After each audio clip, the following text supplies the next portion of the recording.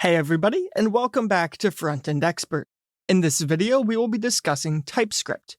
TypeScript is simply a superset of JavaScript. What this means is that JavaScript syntax is all valid TypeScript syntax. However, TypeScript adds some extra syntax on top. Specifically, the syntax it adds allows us to declare types, so we can define what type a variable needs to be, and TypeScript will throw an error if we try to change that variable to a different type. So let me show you how this works. So first of all, let's say let's test equals 123, and then we could simply say console.log test. And this is going to work just like standard JavaScript. So I can run this code, and you can see we log out 123, just like you would probably expect. However, TypeScript implicitly is saying that test now needs to be a number. So if I try to change this to, say, the string of 456, then we are going to get an error. So if I run this code again, you can see we log out this TypeScript error, unable to compile TypeScript. Type string is not assignable to type number. And additionally, in VS Code, it shows this error before I even run the code. So I could hover over this line here, so line 2, and you can see it says type string is not assignable to type number. And the reason for this again is that test is being assigned to the type of number. So we assign test to 123, and because we haven't declared a type, TypeScript is assuming that this is going to be a number. That said, we can manually declare a type, so instead of simply saying let test, we can use a colon and then the type, so this is a number, just like this, and this code's going to work the same way as before. We are getting the same error. However, if, for example, I said that this is going to be a string, then now we get the error on this line, because now we are trying to assign the number 123 to the string of test. So this is not going to work either. Now, there is another type we can use that is simply any. So any essentially is sort of like a bailout. It's useful if you're converting a non-TypeScript codebase to TypeScript, and there's certain types that you don't want to worry about quite yet. You can use any as sort of a catch-all, and this basically reverts to standard JavaScript rules. So now if I run this code again, it's going to work as you would expect, so we log out the string 456. Okay, but then what's the correct way to do this? If we did want the variable test to be assignable to either a number or a string, how can we do that? Well, most of the time you probably don't want to do that. The whole point of TypeScript is to prevent this type of type coercion, which can lead to silent bugs. However, if we did want to do this, what we can do is we can say that this is a number, but then we can use a union type. So that is going to be a vertical bar and then another type. So this can be a number or a string. So this is essentially saying just that. The variable of test can be either a string or a number. So here it is a number, and here it is changing to a string. However, if I try to assign it to something other than a number or a string, we will get an error. So for example, if I try to assign it to an object, we now get the same error message we had before. So it's going to tell us that the type of object is not assignable to the type of string or number. We could, of course, make this work by adding in the type of object here if we wanted, and this would now work once again. Now we can actually name these union types that we create as a custom type. So we don't need this object anymore. I will get rid of that and change this back to the string 456. But what we can do is we can create a custom type. So I'm going to come up here and say type, and we can call this numString, and we will set this equal to number or string. And then instead of using the union type inline like this, we can simply use numString. And now, of course, if I run this again, we once again are going to get 456. It's going to work just like it worked before, except that we have this custom type now. And this can be useful when you need to use the same type for multiple variables, and you need to make sure that they stay in sync, and you don't want to repeat the same code over and over again. You can create a custom type like this. And now these types that we use don't actually need to be just generic JavaScript types. So for example, what if we had a type that was called state, and we wanted the state to be either on or off? So we could use the union type of the string off or the string on. And now let's say that test is going to be of type state. And of course, this is going to give us an error on both of these lines because neither line is setting the test variable to on or off, but maybe this is initially going to be off. And then down here, we can change it to be on. And now both errors go away and we can run this code and we get on. So this can be a good way to create a type if you have something that's sort of like a Boolean, but maybe there's more values. So for example, maybe you have a status that is either success, error, or pending, and you need a way to represent that status as a type. One option for how to do that would be to use a union of strings. That said, there is another way that we could handle this case, and what that's going to be is an enum. So this is an enumerated value. So what I'm going to do is remove this, and instead we're going to create an enum for the state. So we can say enum state, and this does not use an equal sign, so we simply open up curly braces like this. And then we give the enum its different values. So for example, we have the value of on, and we can set this one equal to the string of on in lowercase, and then we have the value of off, and we can set this equal to the string of off in lowercase as well. And now instead of using these raw strings, we need to use the enum, and we can use this sort of like a standard JavaScript object. So we can say that test is going to be state.off, and then we need to change it down here, and we're going to change it to state.on. And now when I run this, we are going to get the same thing that we had before. You can also, if you want, leave off the values in the enums. So this could just be on, comma, off. And you're simply going to get numbers. So we get 0 because the state is on, and that is the first value in the enum. If we change this back to off, so comment out this code, you would see that we get 1. Okay, so now let's move on to functions. So I'm going to delete this code here, and let's create a function. So we can say that this is going to be an add function, and add takes in a value x and y, and all it's going to do is it is going to return x plus y. Now functions like this can actually create errors in standard JavaScript. If we accidentally passed in a string to this function, then it is going to concatenate the two values rather than doing addition. So what we can do is we can say that x is going to be a number, and y is also going to be a number.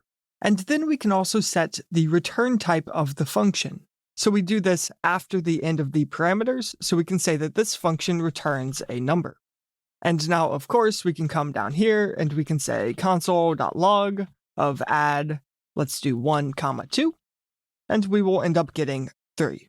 And one other small point with functions is what would happen if we didn't want to return any value. So maybe all we do in add is we say console.log of x plus y. Well, now we are not returning a number, so we can see we get an error message over here. It says a function whose declared type is neither void nor any must return a value. So this actually gives us a hint as to what we need to do.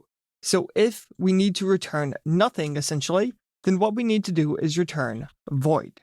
So by setting the return type to void, we are essentially saying that nothing is going to be returned from this function, and then in the call to add, we do not need the console log wrapper anymore since we do that in the add function, and now we can run this code and it works the same way as before. Okay, but now let's delete all of this code, and what I want to talk about next is going to be objects. So let's say we have an object that is const Connor, and we set this equal to this object here that is going to have a name of Connor, and the course of front-end expert. And this is fine. It's implicitly going to get a type of object, and more specifically, you can see the type is this object that has a name and a course, and both are strings. And this seems fine. It's working how we expect. But now what would happen if we have another object? So we can say const Clement and set this equal to an object as well. This one has a name of Clement, and I will set the course for Clement to be Algo Expert. So now Clement and Connor are the same type, but how do we make sure that they stay the same type? For example, I could add an age to Connor, and the age is now making these be different types because Clement doesn't have an age. So the way we can do this is with an interface. So we can come up here and we can create an interface very similar to how we created the enum. So we can say interface, and then we give it a name. So this will be an instructor interface. And then we open up curly braces like this. And now inside of the interface, we say what the keys are for the object. So first of all, we have a name, and this is going to be a string. And now traditionally we use a semicolon here. With some of the newer TypeScript compilers, it will actually allow you to use a comma, but the traditional way is with a semicolon. That is what you tend to still see. And then we can set the course as well to also be a string. And now what we need to do is change these declarations to have a type of instructor. So these are both going to be the type of instructor. Okay, so now if I try to add the age key to Connor again, then it's actually going to give me an error. So what it says in this error is type, and then it describes the type of what this is. So it is a name with a string, a course with a string, and an age with a number is not assignable to the type of instructor. So this is what we want. It's making sure that Connor and Clement stay the same type. But what if we did want to allow an age, but we wanted it to be optional? How can we do that? Well, we can come back up to the interface, and we can create an age, and we can make this be a number. But now we have an error for Clement. The issue is Clement doesn't have an age, and what if we didn't want to add an age for Clement? How could we solve this?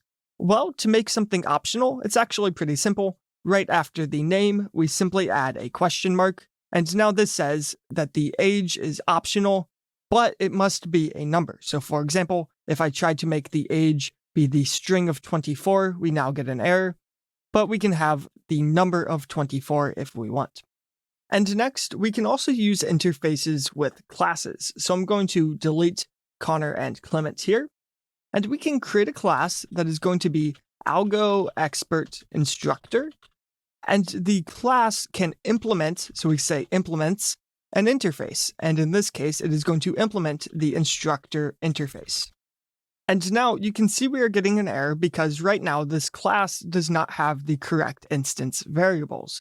But we can solve this by simply saying that the name is going to be a string here, as well as the course is also going to be a string. And now we have reached the very minimum of what a class needs to do to properly implement this interface. But then we could also add a constructor. So we could say the constructor is going to take in a name, and what it's going to do is it's going to say this.name is equal to the name, and it's going to set this.course equal to algo expert. And then we should also add a type here, so we can say the name is going to be of type string. And now I'm also noticing that I used the capital string instead of lowercase string for the interface as well as for these string variables here. So this is actually a good point to say what the difference is here. So you can see that I can use lowercase or capital string, but there is a difference. So the lowercase string is the primitive value of the string, and the uppercase string is the JavaScript string object. So most of the time we actually want the lowercase string, so I can change all of these to be the lowercase string instead of the uppercase string. Okay, so now we can actually create an algo expert instructor. So let's come down here and we can say const, and this one will be Tim is equal to a new algo expert instructor, and the name will be Tim. And now if I hover over Tim here, you can see the type is algo expert instructor. And then if we were to look at the algo expert instructor type, which is this class, it implements the instructor type. So Tim is also an instructor. Okay, so now let's delete all of this once again. And what I want to show next is something called generics. So let's say we had an array. So we can say const array is equal to the array of 1, 2, 3. And this is fine, we have an array of numbers, but what if I also had in this array the string 4? By default, TypeScript isn't actually going to prevent this. But what we can do is we can change that. So we can say that this array is of type array. So this is the array JavaScript class. But then we can use a less than sign and a greater than sign, and inside of these, we can give it a type. So in this case, I want these to be numbers. So now we are saying that we have an array of type number, and you can see we get an error when we try to add a string to the array. So we can get rid of this string, and now our array works as expected. Now this concept is known as generics. So when we use the less than and greater than sign like this, it is called a generic, and we can actually use generics in more powerful ways with our own functions and interfaces. So for example, let me create a new interface. So I'm going to get rid of this, and we can call this interface getter setter. And as normal, this interface describes the shape of some objects. And for these objects, I want them to have a get and a set key. And both of these are going to be functions. So we can start with set, and we can say that this is going to be a function. And the function is going to take in a key as well as a value, and it's going to return void. So this is the syntax we use to create an interface with a function inside of it. And then we are also going to have a getter function. So this is going to be called get, and it's going to take in the key, and it's going to return some value.